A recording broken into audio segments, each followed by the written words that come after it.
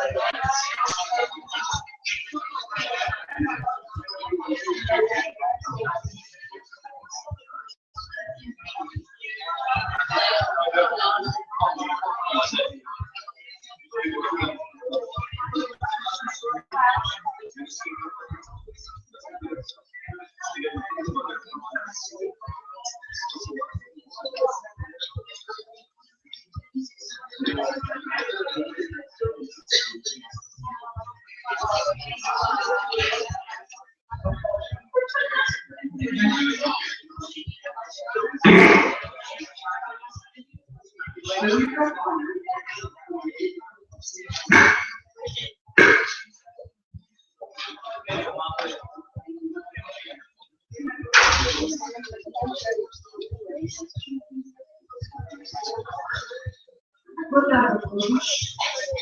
Vou começar eu por fazer as honras da casa e também me digitar para o senhor ver a questão dos povos públicos para falar em nome dele e fazer um agradecimento, em primeiro lugar, a todos vocês que estão aqui presentes e que estão a sentir a motivação e o interesse neste tipo de ações. Em segundo lugar, à Comissão Organizadora deste ano, que já é a terceira edição sensorial, neste tipo de configuração e a organização tem sempre ficado a cargo da supervisão do protocolo do sujeito, mas da organização de uma comissão organizadora das turmas, conseguem organizar este encontro. E não queria deixar de agradecer também a todas as pessoas colegas da prática, que estão aqui presentes, estudantes de outras escolas. Não sei se me vou esquecer de alguém, mas de qualquer forma é um agradecimento dirigido a todos, porque é assim que nós construímos conhecimento, dividimos, trocamos ideias e conseguimos também ir percebendo o que é que se faz lá fora, que é tão semelhante ao que nós podemos estar aqui. Muitas vezes nós nos disponibilizamos em relação àquilo que achamos que somos capazes de fazer. Um bem-aja a todos. Agradeço também, em nome do Sr. Diretor, a presença. I will continue in the name of the Aula Aberta, your presence here to do your communication. E espero que seja para todos uma mais-valia e que pouco bem deste dia de trabalhos e que vocês aproveitem agora e para o vosso futuro esse entusiasmo para esta área de intervenção. Nós esperamos. Muito obrigada por mais uma vez por esta ação nesta escola.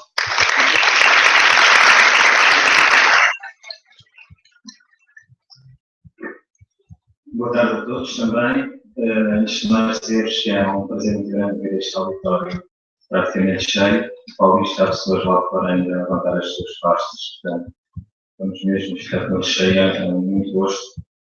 E faz-nos sentir que vale a pena o esforço e aceitar estes desafios que a professora Dulce nos tem lançado, de trazer a comunidade profissional à escola, trazer outras pessoas que nos possam ajudar a desenvolver a nossa prática profissional, a trabalhar com outras áreas, porque sei que também estão aqui perguntas da fala, outros profissionais, e é com muito gosto que os recebemos estar. A professora Dulce dizia que é a terceira iniciativa, realmente é a terceira iniciativa aqui na escola, mas é o quarto ano consecutivo em que realizamos uma ação relacionada com a integração sensorial aqui na ESSLei. No primeiro ano trouxemos cá a terapeuta ocupacional Isabel, que veio da Leiria de Espanha, para partilhar a sua experiência e os seus livros escritos acerca desta matéria.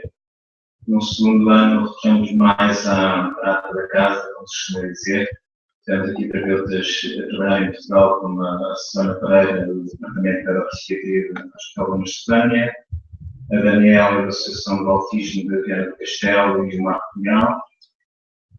O ano passado integramos esta mesma ação no Congresso Internacional de Saúde de Leiria, por sugestão da professora Dulce.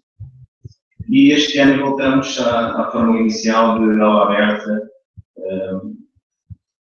e esperamos que seja do vosso gosto.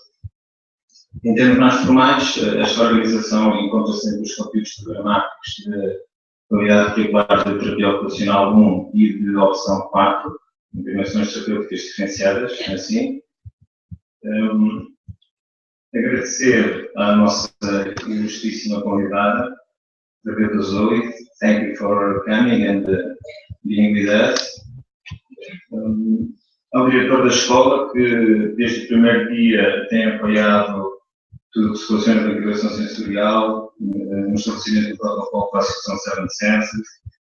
À coordenadora da licenciatura, mais uma vez, porque nos pede muito a desenvolver este tipo de ações e nos tem facultado tudo o que é necessário para que elas possam acontecer. À 7 Senses, claro, ao professor Paulo Fernandes, ao seu presidente, toda a sua ousadia. O resto não vale a pena dizer muito mais, acho que já toda a gente conhece.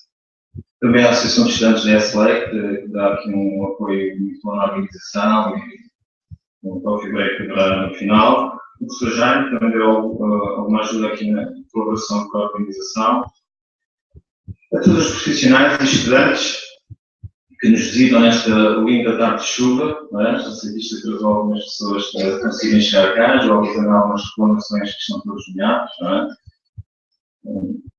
Mas muito em especial, deixem-me que agradeço aos alunos do segundo ano de terapia ocupacional, até ao 5, ao terceiro ano também, até ao 4, porque foram vocês que asseguraram todo o secretariado, toda a organização, que aqui está, no eu e o Paulo, nós damos um bocadinho a cara e fazemos os contactos, isto sei tudo do vosso esforço, e vocês são a nossa principal motivação para continuarmos a desenvolver estas ações.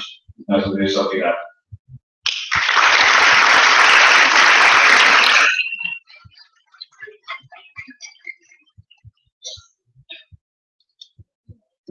Olá, boa tarde a todos.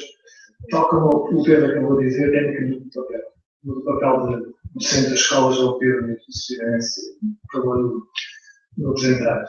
Quanto sempre, apenas queria dizer, quando acabar, em cima daquela mesa está trabalhos feitos pelos alunos do terceiro ano, no âmbito da cadeira de terapias de interação terapêutica diferenciadas, em que o desafio era que eles fizessem qualquer tipo de material, por exemplo, um flip, um cartaz, um boneco, em que deve ter exemplificativo do que é a integração sensorial para a comunidade geral.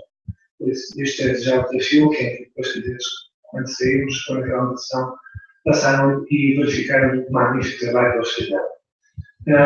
Acho que não quero mais agradecer os alunos que eles fizeram excelente trabalho, que eu e o Pedro fomos supervisionando de forma que ia acontecer, mas eles realmente conseguiram assegurar que isto tinha sido como está a ser.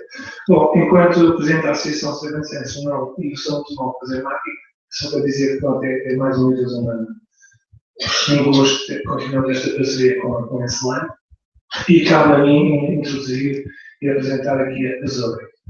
A Zoe, antes de mais, é uma amiga, é uma pessoa que já está connosco desde 2008.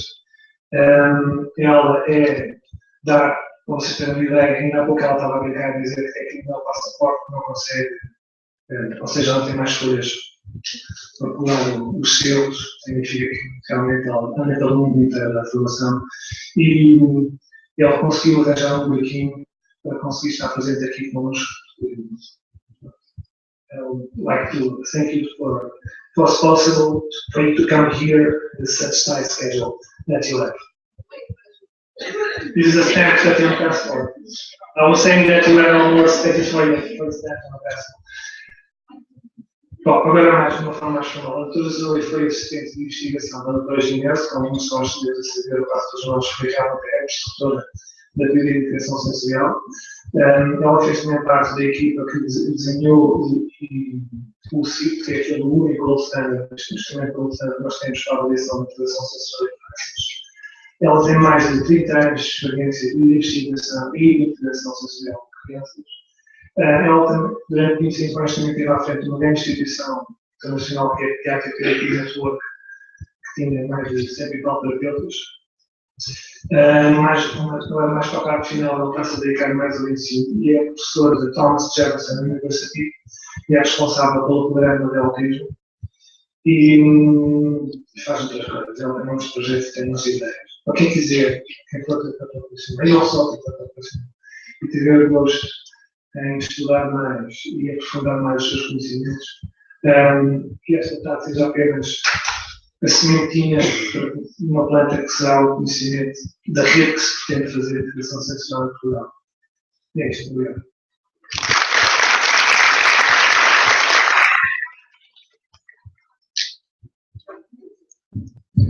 Okay.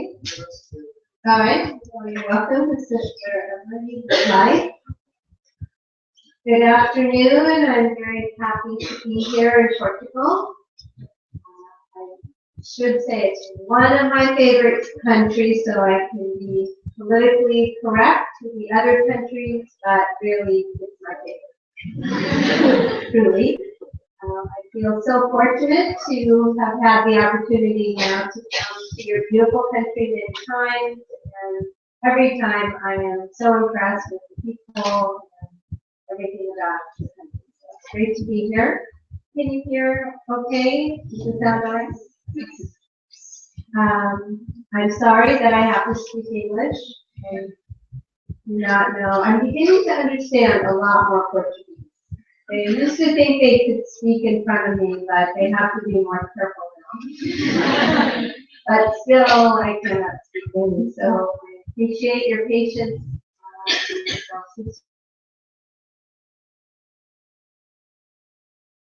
Not speak too fast. Raise your hand. Very nice to meet you, and thank you for your hospitality. So we are here this afternoon to talk a little bit about learning disorders and sensory integration. So let's look at what we hope to accomplish today. Now, I know that we have a mix in the audience, and so some of these concepts already will be familiar, some might be a little more new. I hope that most of it will be understandable. If there's something that is not clear, you let us know.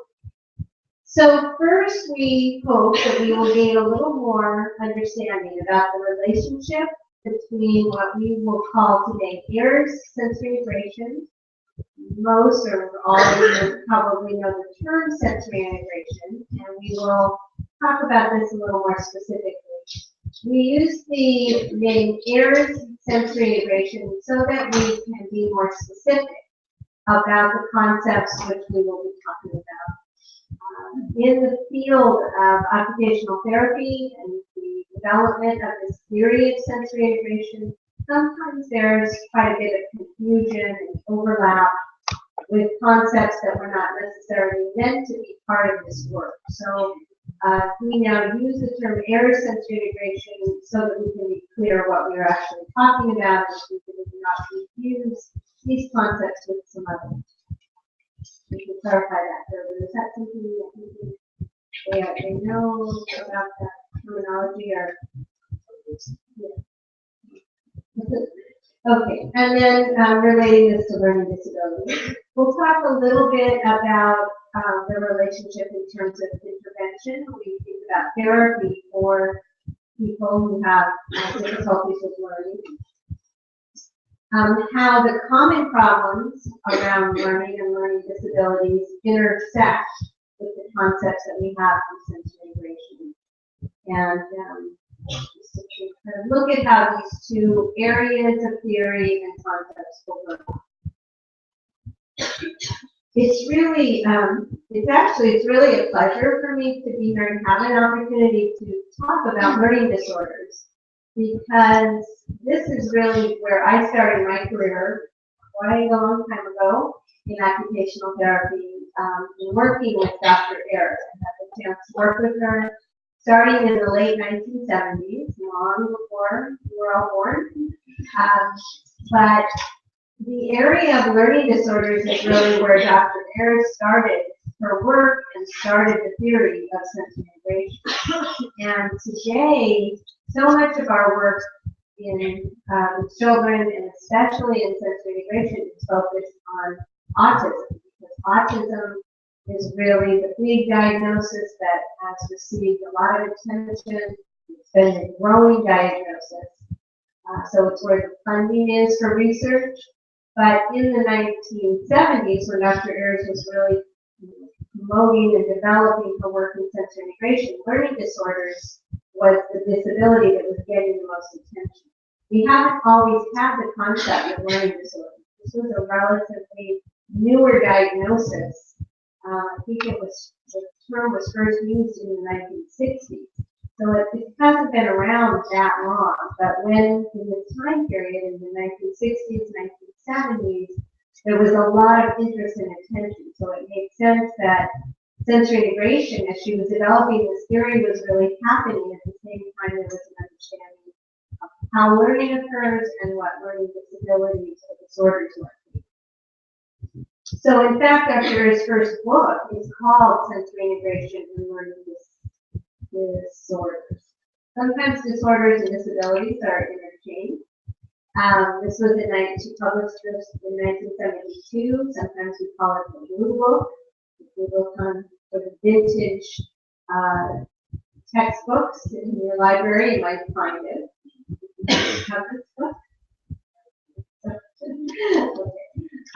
But it just goes to show that this was, that's her first book. This was the title, and it was what she was first looking at. And puts in the front of the book that the sensory integration therapy is aimed at assisting children with learning disabilities. She also, in this book, points out early on the relationship of learning to the brain. And maybe for all of you, you would say, well, of course, learning is related to the brain. Who would think that it's not? But really, this was not a very common thought or way something was described at this time. That the relationship of the brain and the nervous system, function, was not in the forefront. And even today, when we think about how teachers are trained, all of you as occupational therapists and speech and language therapists, and who else do we have? We have some physical therapists. Who else is here? Teachers.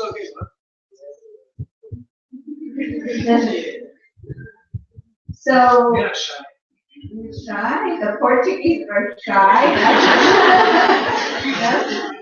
Oh, the teachers are more shy. Okay. Well, in general, and maybe just in some variations, but in the United States, our teachers do not have the same emphasis on neurological settings that our occupational physical speech and language therapists have. You think that's true? So even now, we do not necessarily emphasize the brain and brain functions when we're thinking about teaching and education as much as we do in some of our therapeutic fields. And maybe there's a good reason for that, but if you think about it, we are talking about learning and where does learning occur, but primarily in the brain. So the more that we know about the brain and think about the brain functions in relation to learning, the more we can understand what happens when learning is maybe not occurring optimally. So she did talk about that very early on, and in the earliest definition, she says that sensory integration accounts for some aspects of learning disorders, and in fact, that improving sensory integration would improve learning. So again, this might sound like, of course, it doesn't seem like something that's so different than anything you've thought about or known. But this is a radical idea to some degree at the time she was posing it, because there just wasn't so much this understanding. It was the thought that you teach something, that information is transferred, but all the processes that go on in the nervous system that allow that to happen were not really at the forefront of thinking.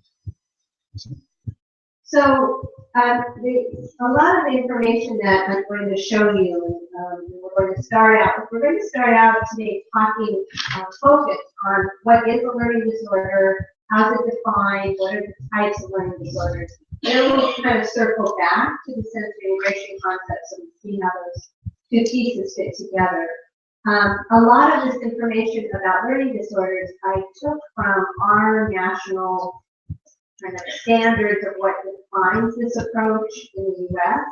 And then I did try to look at the Portuguese literature, and it seemed I didn't find anything that was inconsistent. So there might be a national organization that also offers these definitions. If you have one, I couldn't read it because it would have been in Portuguese. So.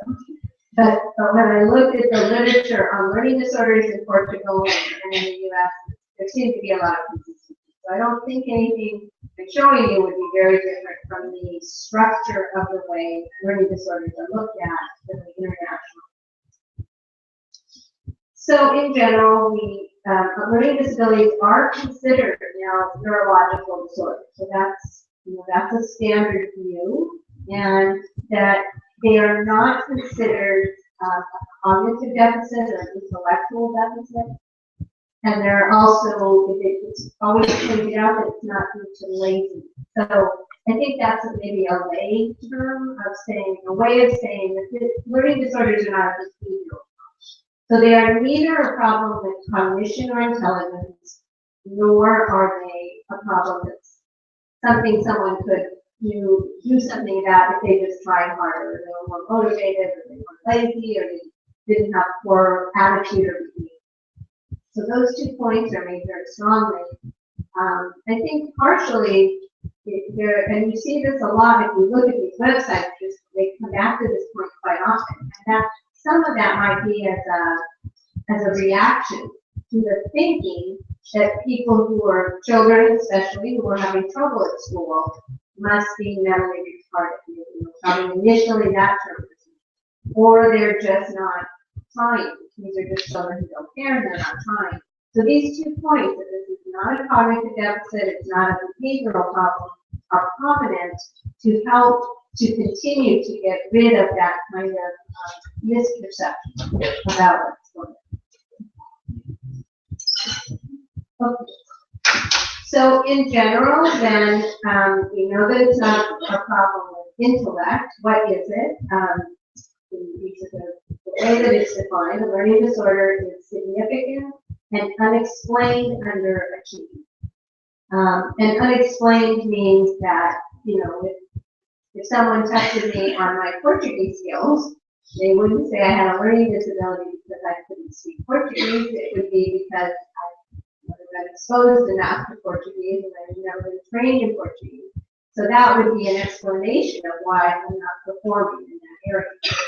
So you might have a child who is having trouble, say, with reading. Maybe they've never been exposed to it. Maybe they come into a school system and they come from somewhere else where they never were taught to read.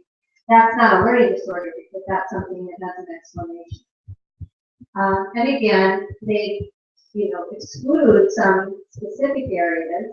When we see sensory impairment on this list, this is not referred to the kind of difficulties we're going to talk about with sensory integration. A sensory impairment in this context means blindness, a visual impairment or blindness, or a hearing impairment or deafness. So usually when you see visual impairment in this kind of context, those are the types of problems. Or something, possibly maybe something else that was thinking like maybe some kind of skin disorder that might really affect taking in information. But usually a sensory impairment would mean a visual or auditory deficit. Or some other kind of something that's extreme like that. And that this is, that again, the reinstatement that there's something about the nervous system that's going on that is really core to this problem. The literature tries to help us understand that this is not just part of the normal variations that we see. So, if we took a big group like this, some of you would be just naturally better at math concepts. Maybe some of you would be naturally better at learning a foreign language. Some of you would be better at visual constructs and how things work and get put together. So we know that we have individual variability and differences. When we're talking about a learning disorder, this is more than that. It's not just an area that's not a strength, but it's truly an area where there is some deficit.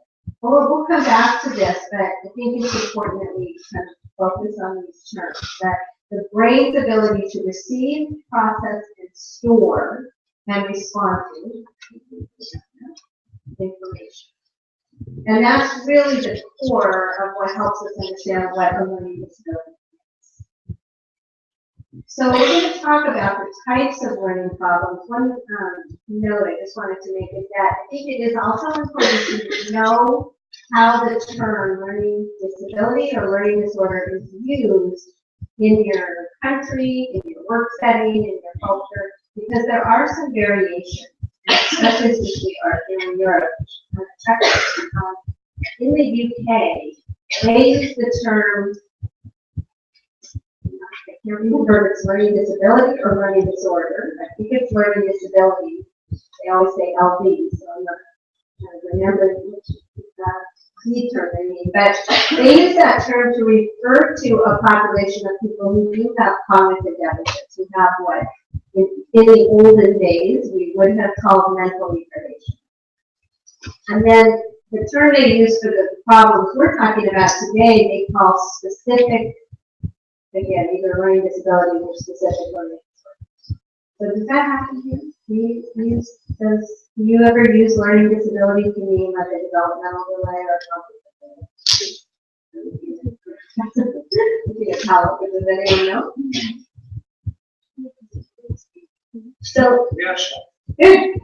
So far, what I've said about learning disability or learning disorder, does this sound like what you think of in terms of a learning disability, or did you think it was something?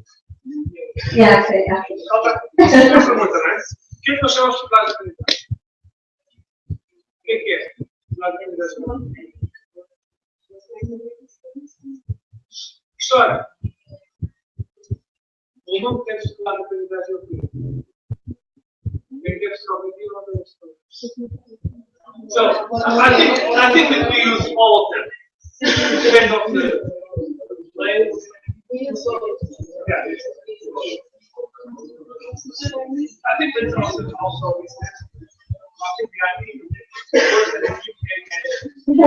Okay, well, the point is to be aware of what we're talking about. So, in the U.S., we now tend to use the term developmental disability to refer to a population that really has intellectual and cognitive deficits. And you know, there's not these are just terms that cultures come up with, so that you don't have to say, well, this is the correct way or incorrect. The main point is to know what you're talking about. And especially, I know that you all draw on international literature and legal literature and the scientific literature, so you want to be aware of what the definitions are as you're reading the journal paper.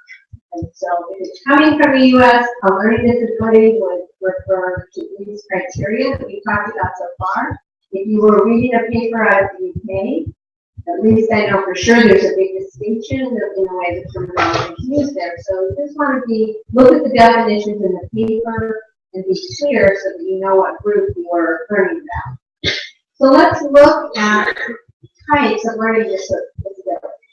Again, this comes out of the National Institute in the U.S. that defines types of learning disabilities. So you have a similar term, and you know about this kind of problem called dyslexia.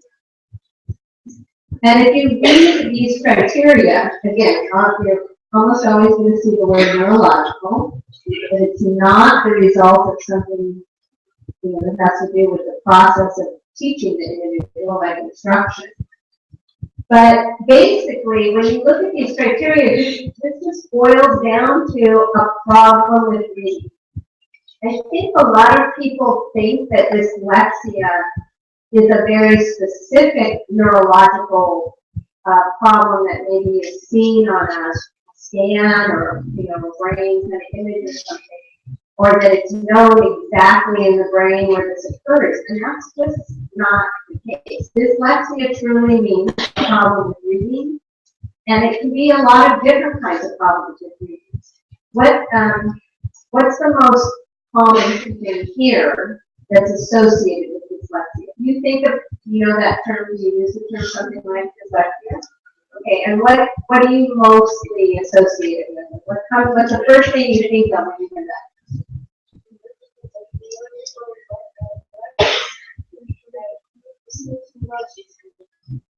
Chronological, is that what you said?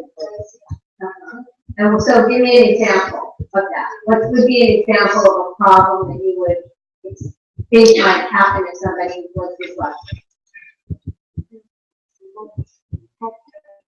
Problems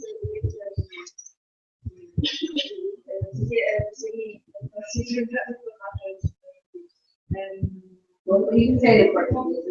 Later we'll help. I think this happens. Because of the perspective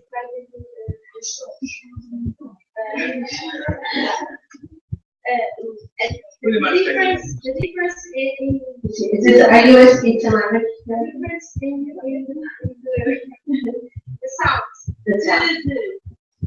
Okay. All right. Perfect. Yeah. So this is that. Okay. So this is a very common speech and language perspective view on dyslexia, that there would be confusion or mixing up of sounds. So anyone who's not a speech and language therapist, have anything that comes to mind? If somebody says he's dyslexic, what do you think would be a sign of that? The change of the The left, yeah. So yes, a confusion. So if we're not thinking about it from speech, one of the most common things we think is that this is the kid who has trouble differentiating letters that look like, but they turn them around. But it's the same thing. It's the same thing visually or auditorily. Yeah. So these are some. And by the way, we will make these slides available to you somehow or another. There's some process for that. So I think for today, if you can just sort of relax and listen. And if you feel like you want this specific information, we will make the PowerPoint available to you with all the details so that you can go back. Okay? So, because I'm not going to go through all these details, but this again comes from the National Institute, where we have signs by age. So you have some examples for young children, school age, teenagers, and adults. And learning disabilities, they're not only in children, they occur across the lifespan. So this is where you have these examples: difficulty recognizing, matching letters to sound. So this example, the word in English would be lawn mower, and they give the example that letters might be confused so that the child would say lawn mower, something like that. But the same thing that we can see with letters and so forth. Okay, we're going to go through the types, and then we'll come back to how do we explain this, what's going on. Okay, so just like we have dyslexia, there's a category called dyscalculia. I don't think you hear about this as much. But this has specifically to do with math. And again, just like dyslexia, there's not just one type. There's not a single type of math learning problem, just like there's really not a single type of reading learning problem. It's my impression, at least in the U.S., I think people think of dyslexia a little more narrow, in a narrow way or more specifically. But it really could be a broad array of difficulties with learning to read and using reading and sounds and letters. And the same thing with dyscalculia, that there could be a lot of variations in how someone has trouble with math. So actually we do have some of the same issues of confusing numbers one to another, confusing the concept of numbers, being able to attach and retain the idea that this is a certain number of objects. The whole concept of that is sometimes just difficult to grasp and retain. Okay, and we have dysgraphia. This is one that you hear a lot about. think it's universal that handwriting gets brought to the OT. I don't think that's only a U.S. issue. I hear about it all over the world. So this is when we have some kind of learning problem that's specific to writing, and so we start to see a little bit more emphasis on motor. There might be some aspect of spelling, handwriting, the organization of letters. So you can start to see that there's going to be an overlap. I mean, all of these that we've talked about so far, reading, math, writing, you know, if the child at school is having trouble with any of these, they're going to probably overlap. You might see that a child has more trouble with one of these areas than another, but chances are if the child's getting letters mixed up and sounds of letters, they might also be getting numbers mixed up, and when they try to write those letters and numbers, they're going to have some difficulty. So it's probably more common that there's aspects of all of these types that go together. I think when we start to look at the signs, when we get to something like dysgraphia, we see a lot of problems, at least from OT, that we're really familiar with, and the kinds of functional problems that students have. And I think in Portugal, OT in the schools is still not that common. Is that still the case? So, one of the things we sometimes talk about in the sensory group integration training is how critical the understanding and use of the sensory integration approaches can be in increasing the application of occupational therapy in the school system. And that's certainly happened in the U.S. In the U.S., now, occupational therapy is very, very common in our school system. In fact, our schools, our public schools, and I mean our public schools that train all children, that teach all children, is the largest employer of occupational therapy. I think about 25% of all OTs in the U.S. work in the public school system. So, you know, this, and a lot of that, I think, came out of this work that Dr. Earth started in the 1970s. It started bridging the gap between what was going on with learning and what did we know about the sensory system. So as you know, this might be a trend that you see as well, and some of these concepts and thoughts about how does learning occur, what's the role of the brain, who do we go to when there's a problem with some aspect of the brain. That you might also see the profession increasing in the school system. Now, how about the speech and writing pathologists? Are you more commonly in the schools here in Portugal, the public schools? Yes. Not even the schools. That in the U.S., speech and language was in the schools before OT. So maybe you're going to have to get in there first and then bring your friends over time with you. But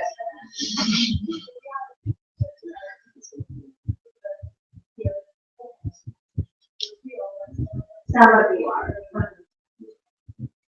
So you're pioneers, but it's not common, still not common, right? It's not very common. You are. Okay. All right. There is this comes out of the learning disability side. There is something called dyspraxia as a learning disability.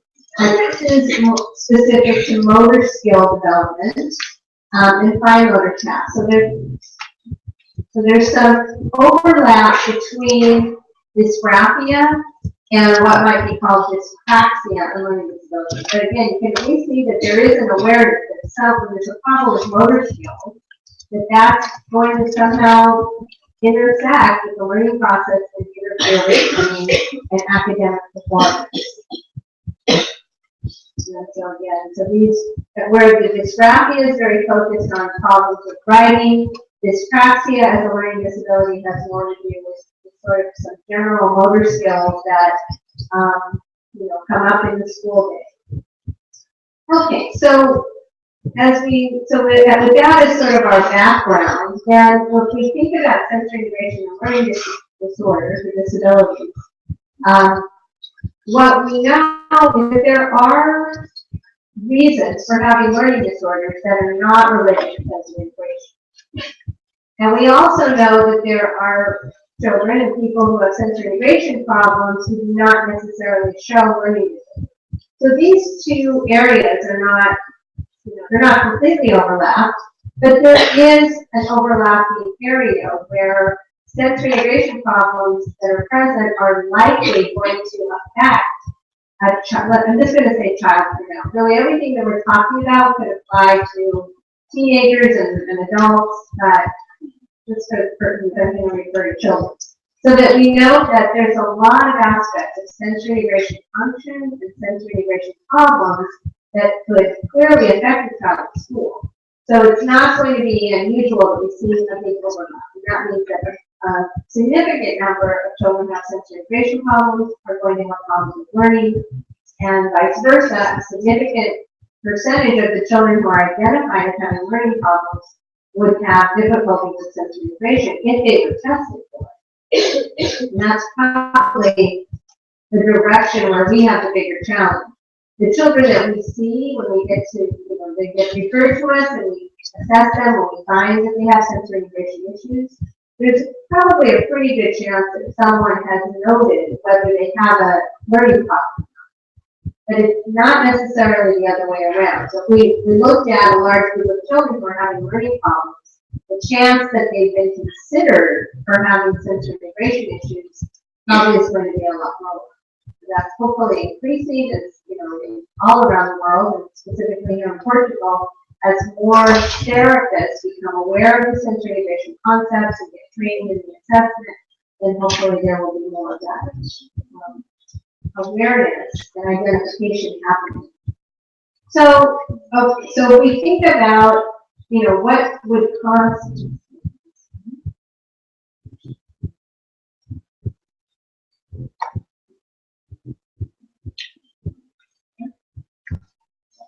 So if we think about, so sensory integration is maybe informing some, but what else? What about this group that doesn't have a sensory integration problem? What else? Well, I guess, we could look at cognition, but we can't be cognition because that's not, that's part of the definition. It's not a cognitive deficit. So to be considered having a learning disability, there needs to have been some kind of assessment that shows that you can specifically not due to a cognitive deficit. So what else? Attention. The definitions say that an attention deficit and a learning disorder, disability are not the same. But there is some recognition that attention can play a role. So probably if we did this diagram, we could do the same diagram with attention over here. We could look at the overlap. So probably there are some children who have trouble with attention who do not necessarily have learning problems. And there are children with learning problems who do not have trouble with attention, but we know that there would be probably a good amount of overlap between those problems. So they say that about 1/3 of people with learning disorders also would be considered to have the attention deficit. Okay, what else? So auditory processing. Now, auditory processing is not ruled out as being part of a learning disability. So they're not exactly the same thing, but there is, good awareness that one of the major things that could be causing trouble with learning would be auditory processing. How is the information taken in and processed through the auditory system? And does that account? Especially some things like in dyslexia, the examples you were giving. If a child is mixing up the sounds of ba and da, can they discriminate that auditorily? Would that maybe explain some of that problem? Speech and language. So we have auditory processing, we also have the broader aspect of other speech and language deficits. So language-based learning disorders are recognized as a major kind of component of learning. So we do have, and a lot of the learning disabilities sometimes are specifically noted to be a verbal or a nonverbal learning disability. Are you all with me so far? Kind of what we're trying to do is dissect a little bit. So if we're saying we're thinking about children having trouble learning in school, and we see that there's a category for this, we call learning disability. And what we're trying to sort out is, when you're having trouble at school, why? What makes you have this learning disorder? And we know it's not cognition. It's not exactly like this. It's not due completely to having an attention problem. It might be related to attention. There's some good chance that for a lot of children it is related to some speech and language and auditory function. So what's left? Memory. So it could be memory, and these are, we're now getting to kind of some specific areas of processing in the brain. So we know that we have specific areas of auditory processing, we have specific speech and language function areas, and we have some specific memory function. So some of these problems, if there was a deficit in a short-term or long-term memory center, that might be related. So if we think about those categories, we also know that sensory perception and motor planning, or motor functions, could also underlie learning disorders. So that kind of gives us our array of the explanation. And remember, if we go back to what is the definition? So the definition is the brain's ability to receive, process, store, and respond to information. So what allows the brain to do that? What are the functions in our brain that allow us to receive, process, store, and respond to information? So if we talk about receiving information, how do we receive any information? We talk about brain functions. How do we receive any information that we get? Sensory, right? Nothing comes in without our senses. So, I mean, we could almost stop there and say, well, clearly, end of story, learning has to be related to sensory function, because we don't get any information if we don't have our senses, right? If you need some sensory channel. We tend to think mostly about vision and auditory, but we know we have more senses than that. We have only 7 senses. We have a whole organization that named itself to help people understand that we have more than 5 senses. So, what we see, what we hear, but what we smell, what we taste, what we feel, what we know about what position we're in, what we know about how we're moving through space, all of those sensory channels give us information. We don't receive information if we don't have sensory. Process, so this is an area in the brain that takes in that sensory information and starts to analyze, figure out where to send it, what to do with it. And so there's a lot of that have the functions of sensory integration that have to do with the way information is processed. Storing, we probably think about memory, but what gives us memory? So we don't only, think about what serves your memory. What are the most memorable experiences that you have? Are they lectures like this, where somebody's just talking at you late in the day? Probably not. I hope that something about today you'll remember it. But what you really remember are things that you did, like experiences that you had, right? Like, think of the most fun thing that you did in the last 6 months. We might not want to hear about all of them, because some of them are a little private. But whatever, you probably did some things that really stick in your mind as very memorable. And they're more memorable because you engaged and interacted and participated. And you have more than just visual and auditory cues associated with that experience. You all know that, the sense of smell is really key to memory. So if you think about childhood memories, and you think about your grandmother's some kind of bacalao dish, so because I'm sure it has something to do with that, cooking on the show. Or some, smells of somebody's perfume, or something that really stick in your mind. So an experience is much more likely to give us memory. So again, it's back to the sensory can respond to. We start to think about motor and motor planning. So we have motor skill and motor planning. And again, that's kind of part of that interactive. So this is sort of to make our case that there's got to be a very strong association between learning and the sensory integration function, and therefore there's going to be a strong association between learning disability and a problem with the sensory integration function. So, what is sensory integration? We only have, don't worry, I'm not going to be going on for days here. It'll be short time today. So we're going to do just kind of a little recap of some of the major sensory integration functions. And I'm going to try to differentiate a couple in particular that we tend to get put together. So we have this idea of what we might call sensory modulation. And sensory modulation is the function in our brain that helps us know whether or not we need to respond to something.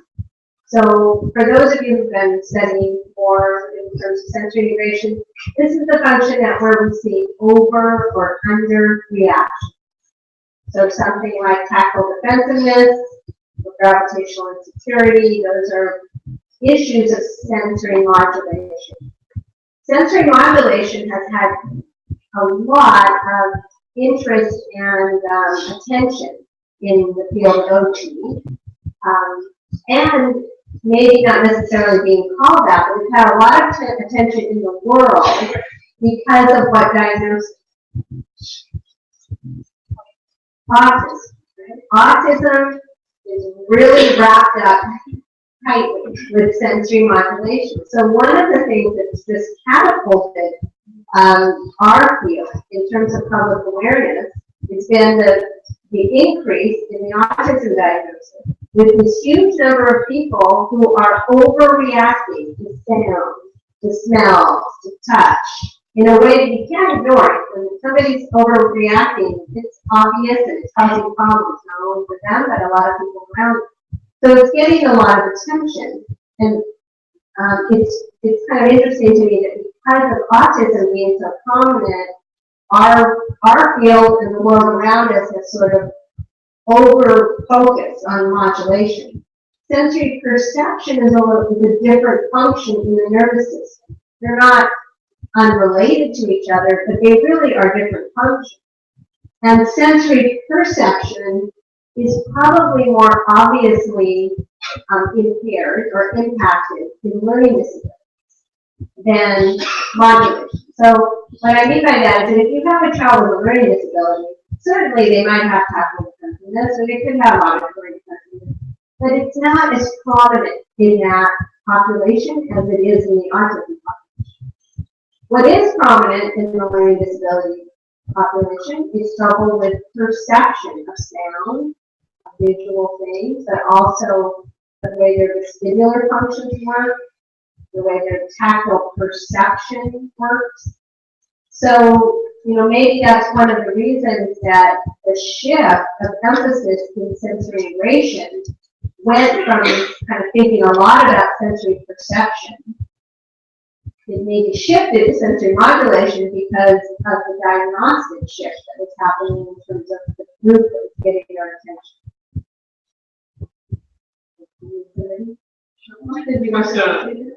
Just training is something. Okay. And then, so those are kind of the major, categories related to sensory modulation, sensory perception. So that's the incoming. And then what do we do with the information? We act on it, and then, so that has to do with motor planning. So in sensory integration, we do think about motor skill, but really a lot of our focus is on motor planning because it's in the integrated process of taking in information and figuring it out and what we can do with it. That's where motor planning happens, and that sort of forms the core of the sensory integration concept. Okay, so did I lose anybody yet? Have I talked about anything here that is either completely foreign or more likely that you feel like you're not really clear on? there anything I said about sensory perception versus sensory modulation that doesn't resonate with you, or feel like you might have a little confusion about? I think that my students and ghetto students will not say nothing. How long you're here, right? How about our speech? You call yourself speech pathologist here? Or just speech therapist? In the U.S., we call this speech pathologist. I think that's what they want us to call it. You can choose that name. Don't even use that name. Speech therapy is it's a nicer name. I don't know why they want to be called speech pathologist. Okay.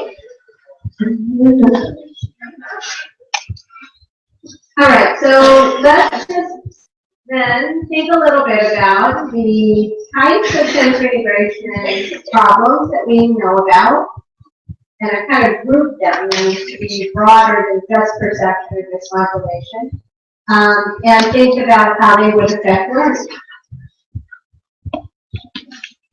So just in general, every aspect, so these are sort of our main categories of sensory integration. We'll come back to these because we think about how they would affect learning. But all of them have the potential to have an impact on learning. And so they also can affect behavior, they also can affect attention. So again, those overlapping circles that we saw, where we had learning disabilities, we could have attention and SI. We could in SI in that overlapping category. We could have behavior problems in SI in that overlapping category. Because these are all functions that are highly interrelated and often we will see together. Okay. So if you think about somatosensory, we usually use this term to think about the touch system and proprioception. Proprioception is our sense of body awareness, position awareness. So this is the sense that tells you where you are in space. We might also think about defensiveness as being somatosensory kind of problem. So let's just think about perception and the various areas of sensory perception that might come into play. So tactile perception. And if you can kind of go back in your mind to what are the types of learning disabilities. So if we just thought about even dyslexia, long before a baby knows that we have something that is a P or a D, long before they get to that age where they're going to hear about P and a D in school, they first start learning at a very, very primitive level about things like sticks and circles through their sense of touch. Right? So they, way before they have a name for this, they start feeling things. And they feel things that are round, and they feel things that are straight. And in their body, through their sense of touch, they get this concept. Where do babies put objects? They pick them up, and where do they put them? In their mouth. Why do they put everything in their mouth? Because their mouth is highly, highly rich with tactile receptors. So they're figuring out at their most basic level, oh, this feels this way, it's curved, this feels this way, it's straight. They don't have a name for it. They just get those differentiations. Then they start putting those things that they feel together with what they see. Oh, I have this in my mouth, and now I'm looking at it, and I'm starting to associate what something feels like it's round with something that looks round. And then much later, when somebody tells me this is a ball, I'm going to get the word for it. I'll learn the word for ball. And then later, I'll eventually be able to write ball. But all those pieces are building blocks, and they might start with touch. So, you know, they might not, at school, they might not have some of those basic concepts of their sense of touch. You think about just how they would use objects at school.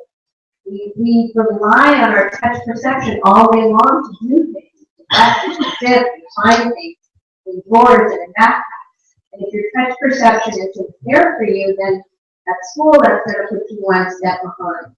Your proprioception, you really need your position sense to know where you're going to sit at your desk, how you're going to, where's your elbow going to be? If you're lining up here, that's, you're going to be awkward, so think about distraction.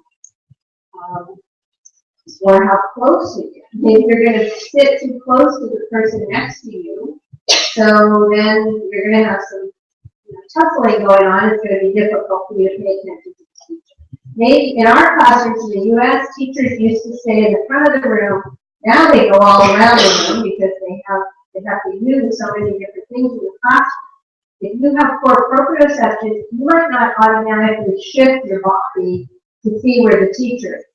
So maybe you're going to miss something because she's demonstrating something in another part of the room and you haven't turned your body. Or maybe you're going to sit too close to the edge of your chair and be in an awkward position or even fall out of your chair. Vestibular, I think we'll talk about vestibular a little bit more when we get to a different slide. But there's a lot of aspects of vestibular processing that are critical in the classroom.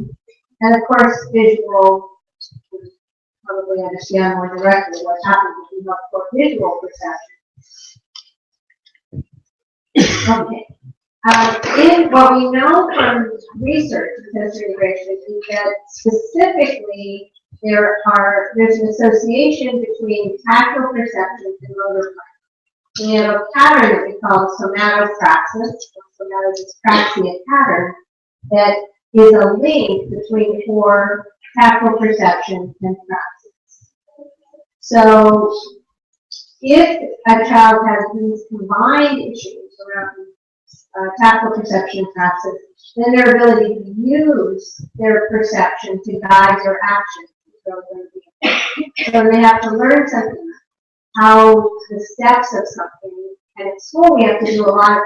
So a lot of children with somatodyspraxia are going to have trouble if they have to do a multi-step task, if they have to, where did all of our things go? They have to do a project where they have to produce something and it involves tactile material, and they have to plan the placement of those materials, they have to make something at school. That really can be a problem. Visual, I think that the visual is so straightforward. There's a lot of aspects of visual perception that support activities at school, and of course are going to interfere with handwriting, with folks are taking in visual information and then producing visual motor. The vestibular pattern is probably the one that, unless you've really studied this field and have worked with children around these problems, this is the one that's more easily. So our vestibular sense, which is in our inner ear, we pick up information about moving through space. You have these canals in your inner ear, and they tell you if you're rotating, if you're swinging, if you're bending down or picking up. And they're really critical for a lot of functions. One of the functions that probably, I doubt that most teachers get taught about this, but a critical function of the vestibular system is to coordinate your head movements with your eye movements. So if we have a child who's trying to copy from a board, and they seem to take a long time, and they never seem to get the right information on their page, they might have a vestibular problem that is affecting their ability to move their eyes from one place to another and not lose their place. The vestibular system also supports our muscle tones or our ability to stay upright. So we have children who are slouching and they can't, they maybe have their head down on the desk. Here's some of the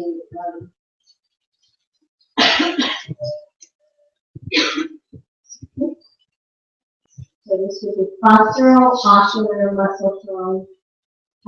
So you might see a child getting kind of, by the end of the day, they're not really looking up, they're slouching. Bilateral integration, being able to put your hands together. So children who are going to cut, even writing, you need one hand to hold the paper, another hand to write. Other functional tasks like tying shoes, those folding paper, all those, tabletop tasks, craft activities, or using utensils, cutting food might be really difficult. Crossing midline, So again, the vestibular sense integrates for us one side of our body with the other. And these are sort of related functions. Crossing midline and right and left and lateral. So just like in speech and language, we develop one side of our brain for language, we also start to develop right-handedness and left-handedness. That comes out of an integration of functions from one side of the brain to the other. And the vestibular sense is really important for forming that, the basis of that function. If you think about infants, they're learning about their world in terms of direction and integrating what happens on one side of their body with the other through their movement through space, which is mediated by your vestibular system. So if this system isn't working well, again, just like we talked about feeling a shape to form the basis of understanding round or square, you first learn about right and left or up and down through your movement through space. So later, when we have children who have confusion in their directionality, they don't know where to start on their work, or they use their right hand and their left hand interchangeably, or they have trouble when they have to cross the midline. All of those functions have a basis in the vestibular system. And these are really loose.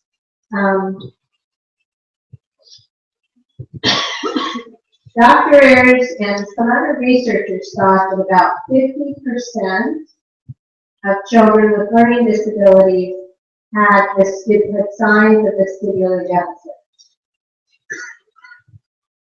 And I think that, that hasn't really been replicated or studied again since the time that they were publishing these papers, but it's based on our private practices where we have children referred to us who have sensory integration problems. A lot of these children are having trouble in school, and they're kind of the milder problems. So these are children who are not really standing out necessarily as having a severe speech and language problem. They haven't been identified that way. They don't have any other diagnosis. Maybe they just are having some trouble with school. A large percent of those children, when we test them, have signs of vestibular dysfunction. So I think there's a good chance that statistic will hold up. Okay. And so then we're back to the other type of sensory problem, modulation or reactivity problem. Certainly, if the child is bothered by sound in the classroom, bothered by hearing light, doesn't like the way their shirt feels, doesn't like the smell of, the teacher's coffee on their breath or something. All those things that if you have somebody who's oversensitive or is undersensitive, they're not picking up on things, then that can really affect their learning because it can be distracting from alerting to and paying attention to the appropriate things in their environment. There might be overreaction to sensations that most of us could block out. They might not be picking up on sensory cues that others would pick up on to cue them for the learning process. So, if we just look back at then these major categories, I think we could start to see that we could insert, as we looked at the definitions of the various learning disabilities, we could insert hypotheses about these sensory integrative functions that could be related. And so rather than just thinking about, so if we just thought, okay, so if a person is having trouble with reading comprehension, how are we going to help them? Well, we could work on reading, we could do drills, there's a lot of approaches within education to work on reading comprehension. But if it turns out that this child really has a visual impairment, or if it turned out they had a speech and language or auditory processing problem, we would want to support that. We want to make those auditory functions or the speech and language functions as optimal as possible to help them with the reading comprehension. Similarly, if it turns out that they're having trouble with the vestibular system, So that they can't comprehend what they're reading because they can't track their eyes across the page. And they keep getting lost in their worksheet. Then we would want to make sure that we are addressing that. So the more that we can be, we start out with the intent to analyze what's underlying the problem, then we can be better focused on what to do about it. See the same thing with dyscalculia, with a child who is, maybe they're having trouble with their math concepts, but their tactile perception is really poor. And their ability, we can even think of children first learn to count on their fingers. And if a child had poor tactile perception, maybe they really never got that step of differentiating units because they didn't have good tactile perception. That's part of how you get those concepts. Maybe they have trouble with planning, with motor planning. So when they're trying to do their worksheet and we're lining up numbers in a row, that sequence is difficult for them. Maybe they can't quite get the sequence, and if they change the sequence or they put the plus sign in the wrong place, that they can't grasp the calculation because they just can't line the information up. Obviously, dysgraphia and the dyspraxia category can have obvious overlaps with sensory perception, sensory modulation, and obviously the praxis category.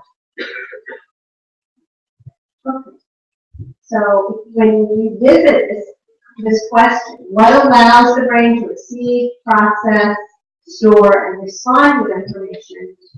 Hopefully, you think a little bit more deeply and broadly about what allows us to do that with the specificity from the sensory integration concepts included. That's not the only thing, and we want to give you the impression that I'm trying to say that it's only sensory integration that accounts for learning disability.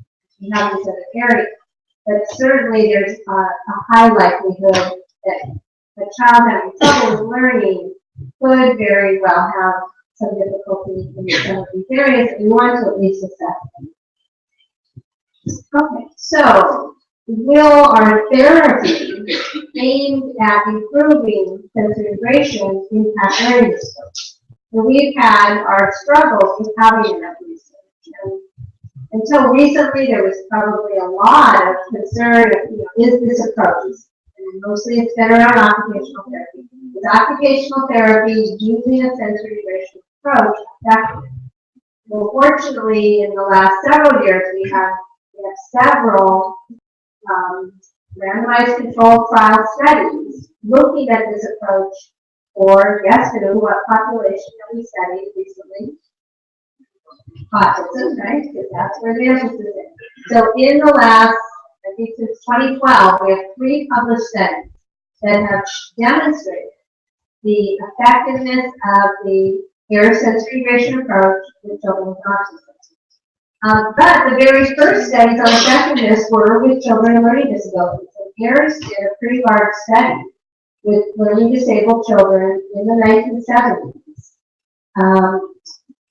So what she found, children with auditory language problems, but without other evident perceptual involvement made significant gains as well as those with generalized problems. So she compared a remedial kind of just tutoring program to a sensory integration problem and found significant improvement. And so if you want to, this is actually a pretty large study. It doesn't get cited very much because it's so old. So now in our literature, we tend to look at mostly recent literature because this gets a little bit long. And there were actually some additional studies in the 1970s and 80s that demonstrated significant effectiveness of this approach. So again, just as a recap, that these sensory integration challenges have the likelihood of affecting many areas in learning and attention. This again, an emphasis that we won't know about this, and this is, I think, our biggest problem as a profession, speaking of the IT profession, and really globally. But as we go around the world, the biggest problem is that these functions are not fully assessed. So we don't have enough awareness. Like, I think speech and language is pretty much routinely assessed, right?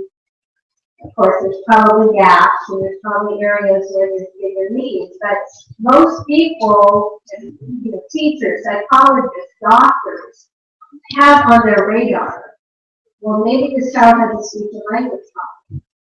And I'm sure you still have the frustration that maybe a doctor tells a parent that their child's going to grow out of it and you want them to get help earlier. But at least speech and language problems are on the radar. The sensory integration functions are still not fully on the radar. They're more so than they used to be.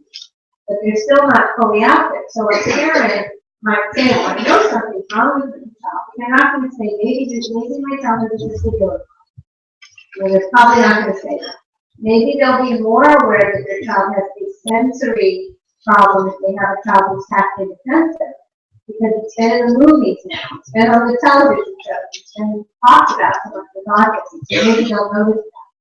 But still, not so much. So we still have this challenge. We probably have many children in our schools across the globe who are struggling with learning, who have sensory integration problems that they haven't identified. And it's especially unfortunate because those children make really good gains when they help. When they get that kind of focused help, their learning issues really subside. And to make this happen, so how many teachers do we have here? Just one.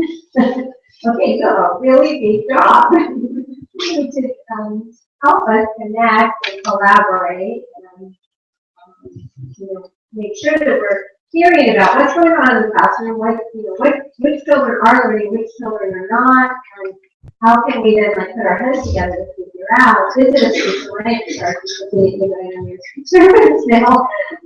is it a speech and language problem? Do we need to get the child to an audiologist?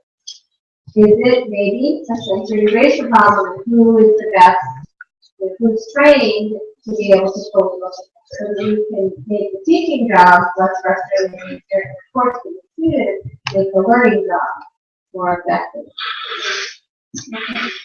So I was hoping that we could have time for questions, and I think we're into that. Comments, but I guess you're shy, but I hope that you'll get over your shyness.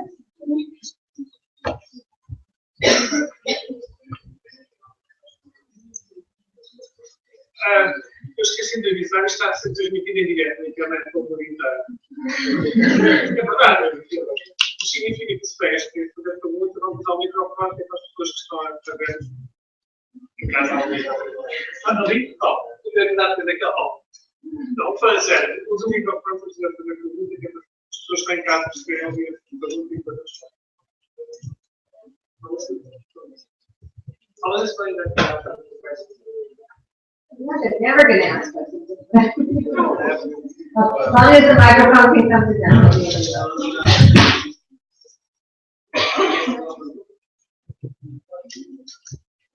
There are no bad questions. There are no stupid questions. Really. If there was something you want to look for application on, you want to hear more about, you want to hear differently. Usually the first one is the most. Foi a Leiria, não? Não.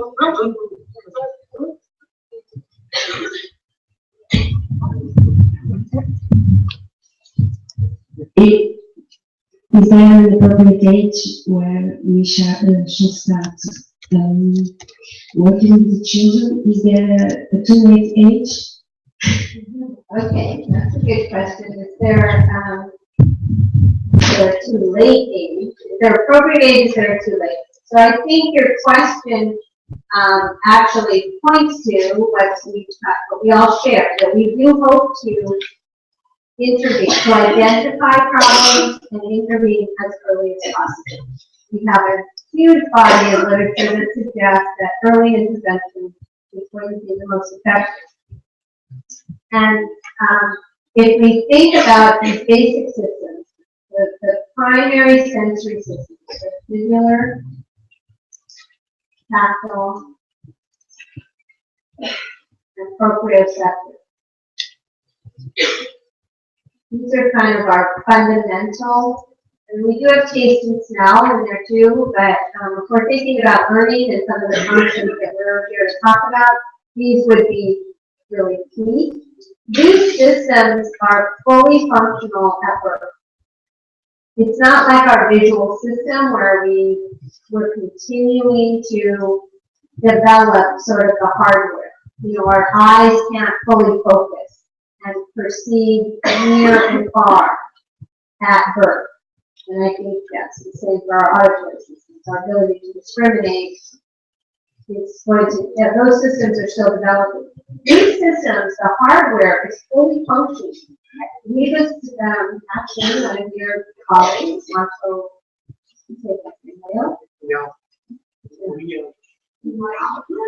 Like that, yeah. I don't think I've ever said the question. So Marco participated in a study that we just published last year, where we showed that the test that we used to measure, one of the tests we used to measure vestibular function, and that we've always used for children age 4 and up, it's a vestibular reflex test, that we can use it basically, we can test down to birth, but we tested down to 2 months. And there was no difference in this reflex from 2 months to age 4, as from 4 to age 9, that the norms were.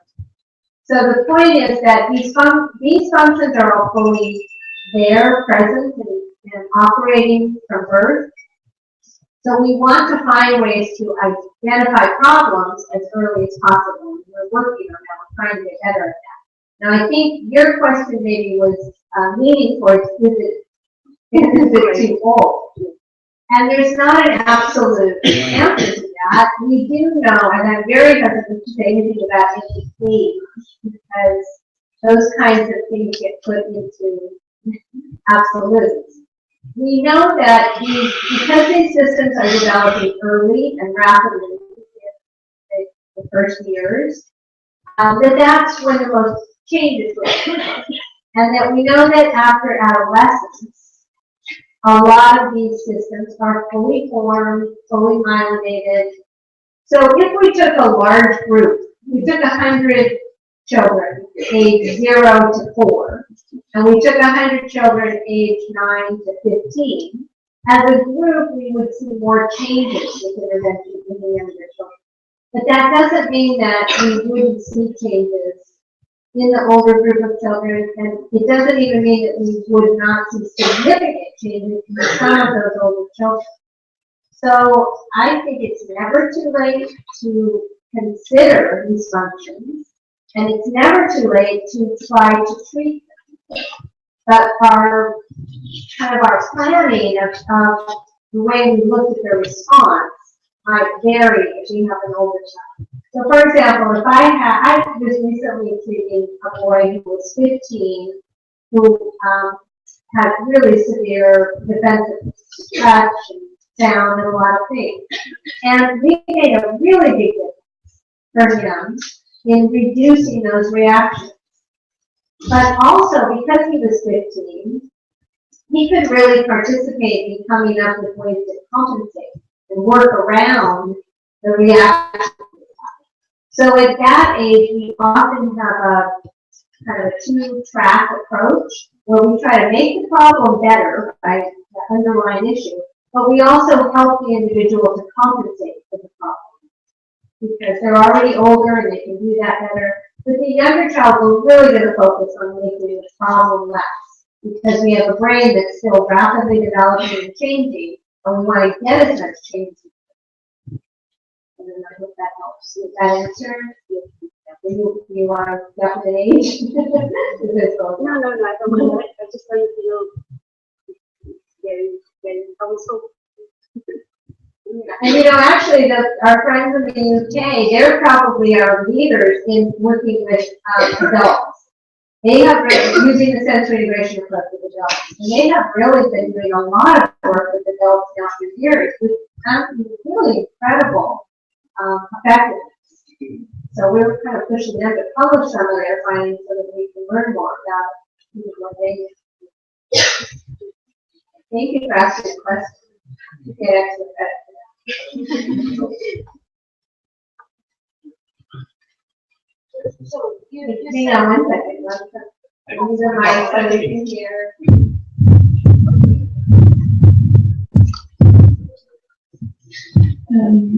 You said that in the United States, occupational therapists work 1/3 of occupational therapists. One fourth.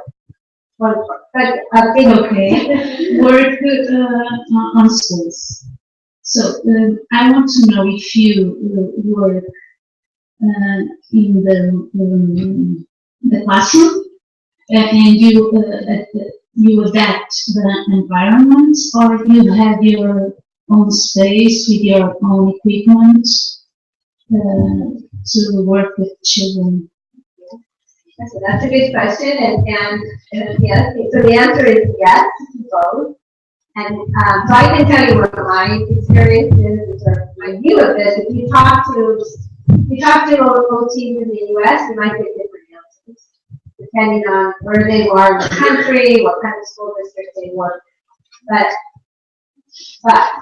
in general, so these many OTs who work in schools, they're usually assigned, like every school in the U.S., every public school has to have occupational therapy services available in some form, because children who have disability, any kind of disability, need to have access to an occupational therapy assessment in the school setting. And if their assessment shows that they need occupational therapy to benefit from their educational program, they have the law that they have to have access to the team through the school, not through the medical system, through the education. So when I say that they have to have access to it,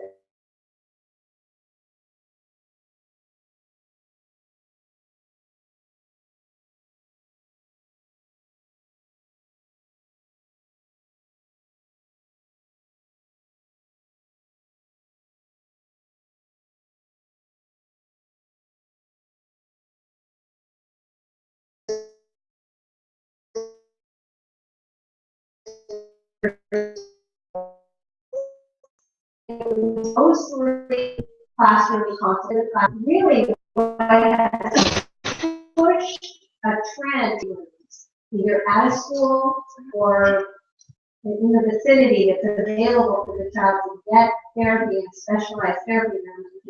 What you're thinking about is the sensory integration type room and taking equipment. Those have become more and more prominent in our schools in the U.S. Largely because I don't think OTs were the best advocates for that, but the parents were adamant. It went especially, again, with the autism trend. We had a lot of parents of children with autism who were demanding that their children got the kind of therapy that they needed, and they knew that their children were benefiting from this sensory integration approach. So, for example, the day I had to get on a plane, I went to give this school. So the Los Angeles School District in California in the U.S., I think it's the second largest school district in our country. And the school district is, we use that term to mean a set of schools. So all of the schools there in Los Angeles, 200 occupational therapists. Just in that they have another 100, and they probably have 400 speech and language therapists just in that school district. And I think they told me they now have about therapy rooms, specialized therapy rooms around the city, so that children who need sensory integration as part of their educational program, the therapy room is after school, and they go sometime during the school day. If not, then they send them on bus, and they might go there after school, and they might even go during the school day to the therapy room as part of their public school program. And it's becoming more and more common. A couple of years ago, I covered a maternity leave at a school district. So this was a very only 4 schools in the school district. So they only had 2, and they had a therapy. I was able to, like, there was one student who needed a little bit of movement every day to get kind of organized. So I could bring him into the therapy minutes every morning.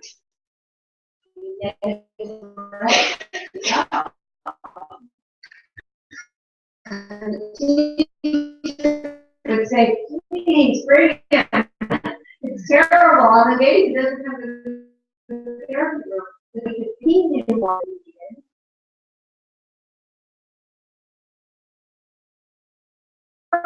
And help all of us understand what he needed, and help him understand what he needed. And when we have those kinds of experiences, and the team side of the job a lot easier, we need to have this for other children. So I think that's how it's happened. So both occur. We work with children in their classrooms during their activities, but we also take them into specialized rooms, and we also try to prevent problems. So we do see children before they, have been or started their failed school. Not for economic, political issues, but at least it's the structure.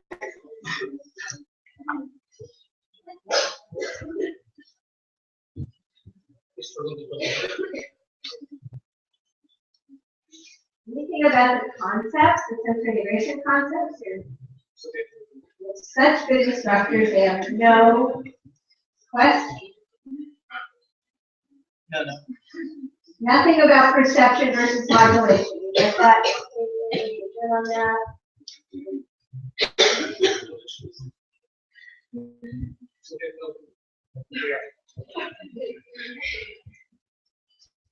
No?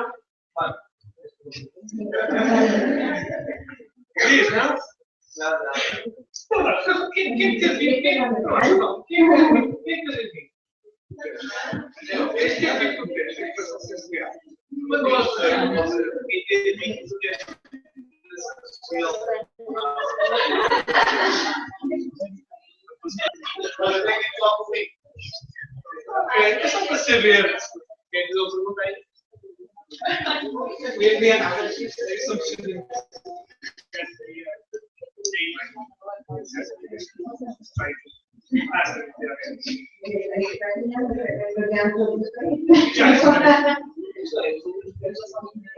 Eu fiz a pergunta abaixo do todo. Não, eu tenho que dar um pouquinho de cesto.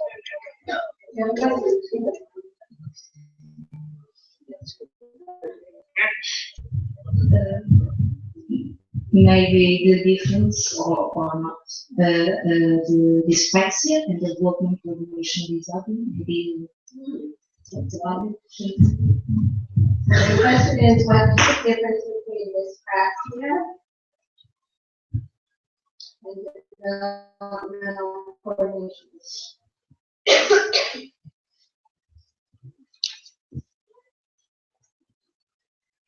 Okay, so developmental coordination disorder is a diagnostic category in the International Classification.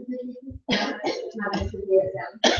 So it's a specific diagnostic category with a number. In some of our courses, I think we did this in Portugal. In one of the courses we pulled up the diagnostic criteria and we looked at all the descriptions of dyspraxia. And it's really hard to sort this out. I think that technically the difference is that one is specifically a name of a diagnostic category that has a number. But if you look at what they're describing, they're really describing almost exactly. I think developmental coordination disorder might be a bit broader to problem, so that the way your muscles are working, there's more emphasis on the plan. So if you had like a tremor or something that caused irregularity in your motor execution, that was dyspraxia. I don't think it's really meant to be included in the DCD either. But I think in general, there might be a little more emphasis on motor skill in DCD than there is in dyspraxia. But dyspraxia is not a diagnostic category right now, so we often use the DCD diagnostic code when we have a child with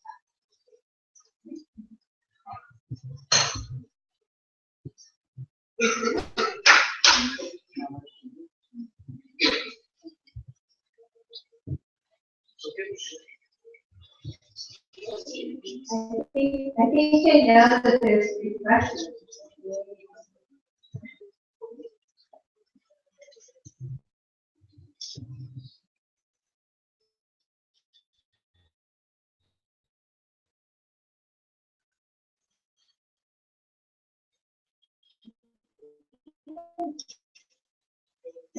Right. That's awesome.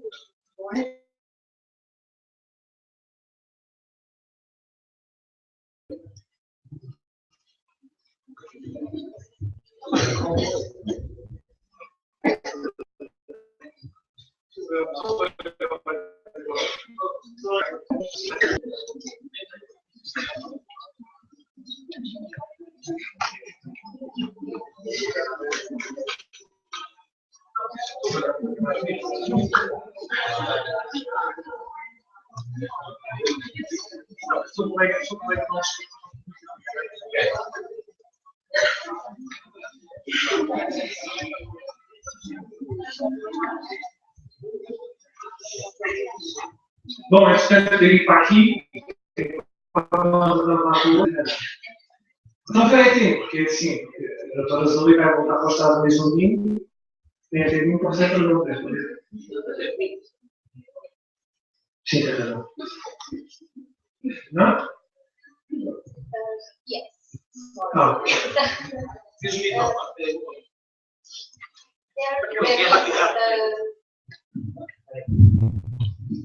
I don't know what my question is. Se há algum protocolo, algo siga, logicamente isto não existe. Mas falo algum método específico, se existe ou não, para a desculpa que eu sei que isto é uma pergunta um bocadinho clara, mas sabemos que existem algumas outras técnicas ou métodos de interpretação. Se nos poderá falar um bocadinho mais sobre isso.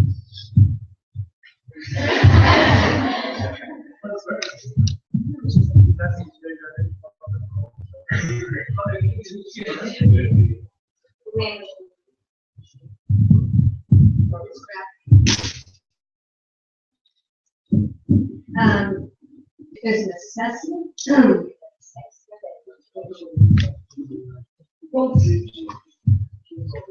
To treat this distraction? To treat it? Or to Yes, to assess it? treat it, yeah. Well, okay, so what, I'm not sure if you're asking, is there a standard intervention that's used? There are, I mean, there are a variety of handwriting programs. I think what we hope that a broader group would consider is what is causing the handwriting problem. So the handwriting programs are aimed at basically practicing handwriting to make it better. So we have something like handwriting without tears. Handwriting without tears. So that would be a handwriting approach to teach handwriting. And that one comes out of occupational therapy, so it involves some analysis of handwriting aimed at building the skill of handwriting in the way that a team might approach it. It might be different than an educational approach that's also teaching handwriting. But in either of those, their skill is not an awareness of why is the child having trouble with handwriting. So we could use handwriting without tears for years. If the child has poor tactile perception, or the child has poor motor planning, or they have a vestibular issue, or they have a sensory modulation issue, you know, we might get them better at some aspect of handwriting, but every time they have to do something new that's different than that, it might still be a struggle. So that might be an example where we could use something like that, maybe with an older child, where we don't, we probably still want to try to change the underlying issue. At least be aware of what the underlying issue is.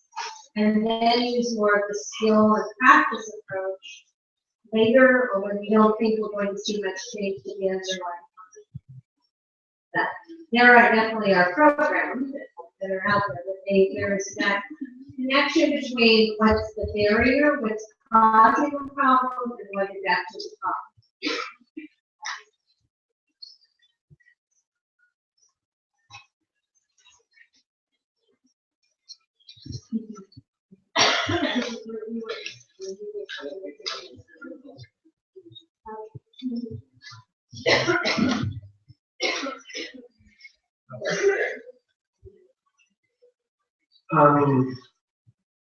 Esta vai agradecer à Zoe por ter conseguido cá chegar, ter dado esta palestra. Só dizer que uma coisa que fez-me em algum sentido que foi a questão da necessidade de nós termos um programa de avaliação de certificados. Mas estamos a ver o problema que nós podemos avaliar, temos que ter uma coisa que chama instrumentos de avaliação standardizados.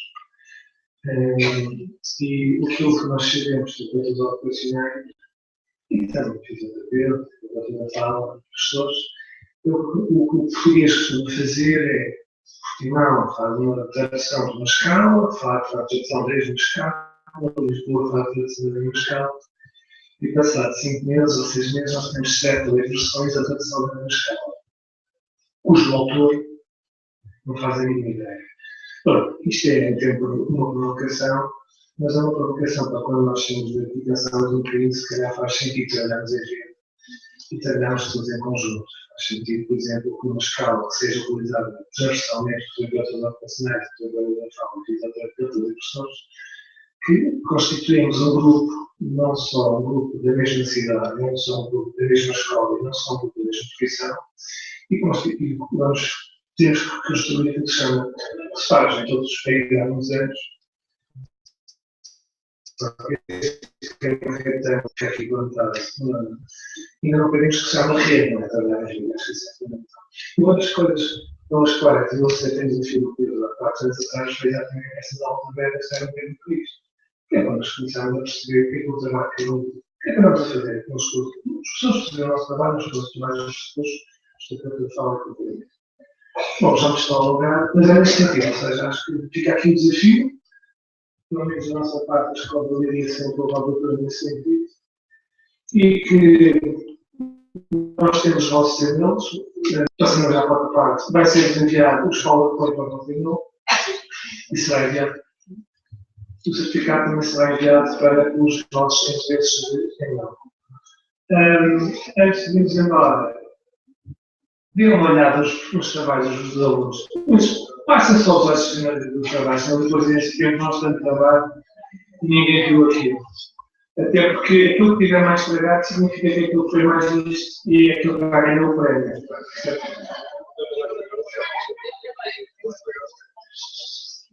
Antes de passar a palavra ao Sr. Pedro, só dizer que não se vão embora. Estão todos convidados a ir lá embaixo ao piso 0, à sala 013, onde os alunos do terceiro ano, em conjunto dos alunos do segundo ano, tiveram uma trabalhada danada desde a meia-noite de ontem, a fazer pão com chouriço, a fazer qualquer bacalhau, ficções, por isso, não se vão embora, são mais 10 minutinhos, passem por lá, comam, mesmo os reputados no bolo. Só para terminar, realmente convidar-vos a acompanhar-nos ao piso de baixo, uma motivadora para ajudar a orientar quem vai da escola, quem não conhece o espaço. mas também tocar aqui num ponto que a colega dos Estados Unidos nos fala de uma realidade onde no distrito ou na cidade de Los Angeles existem cerca de 200 terapeutas ocupacionais. Nós pensamos que estamos muito longe, ainda estamos, mas eu lembro-me que há 12, 15 anos, por exemplo, quando arrancou a intervenção nos Estados Unidos, não existia nenhum. Hoje são dezenas e dezenas, ou nos centros de curso. Portanto, temos que ser otimistas, a nossa profissão também nos obriga a isso e trabalhar para que um dia seja possível haver mais terapeutas ocupacionais nas escolas, juntamente com os terapeutas da FAOTA, com os professores, com os profissionais que trabalham com os problemas e com as dificuldades de aprendizagem e possamos ser úteis às crianças que precisam aprender e ter condições para fazer de uma forma eficaz. Mais uma vez, obrigado por terem vindo, esperamos que tenham correspondido. Foi só uma aula aberta, 2 horas, não dá para muito mais, mas esperamos que tenham gostado. Obrigado.